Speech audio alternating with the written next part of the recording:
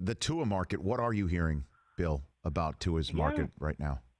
I think we're seeing a lot of teams who are willing to throw, smoke screens out there. We're seeing teams who, are interested at the right price. But I think it's so difficult because teams don't have the medical information they would typically feel comfortable with when it comes to these prospects. We're seeing the same thing with Jadeveon Clowney, right, in free agency, where you're not going to give a guy, $40 or $50 million guaranteed when you don't know if he's totally healthy. With Tua, I mean, the pro day looked good, but we've seen a million pro days before. Pro days are so different from actual game action. And if you're a GM and you draft Tua with the third pick or the fifth pick or the sixth pick, and he's not healthy, you're going to get fired. And I think you're seeing teams who, the moment of truth might be on draft day when you have to actually sit there with your owner and with your head coach in that, on a Zoom call and say, hey, are we willing to risk our jobs to go after Tua Tagovailoa, who I think is an incredibly talented player, but who we just don't know how healthy he is. Well, you saw, Bill, on your own,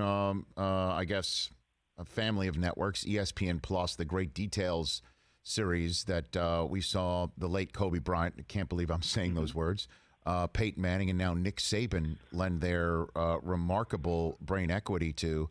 Saban essentially saying Tua getting hurt, and he echoed the sentiments that Trent Dilfer told me when Trent walked me through how they have rebuilt Tua's base, is that he did too much, extended the play way too long, and the base of his ability to throw is now going to prevent him from having to run and extend plays that Saban says cost him his health in every single way, shape, or form, and that won't be the case in the pros.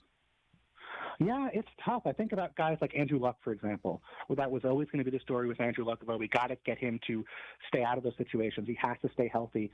I just don't know if you can coach that out of a guy. Maybe you can. I mean, hey, Nick Saban knows a lot more about football than I do, and I think it's going to be, Tua's going to be with the best coaches on the planet when it comes to the National Football League. But I think there's something innate about certain quarterbacks where they just want to keep extending plays, they just want to make things happen, and I don't know how successful you can really be in the long term of coaching out of a player's skill set. Maybe for a year, maybe for a few games here or there. Right. Maybe if you keep reminding the guy. But it's just, I think about Andrew Luck and Robert Griffin, just guys who are so talented. Carson Wentz, another example, where they're so talented and they're so tough and they want to just make plays happen. And I think just in the heat of the moment, just your natural instincts take over for quarterbacks. And I think that could be the case with Tua as well. Hey, you watched all the way to the end. Thanks for that. Watch more right here.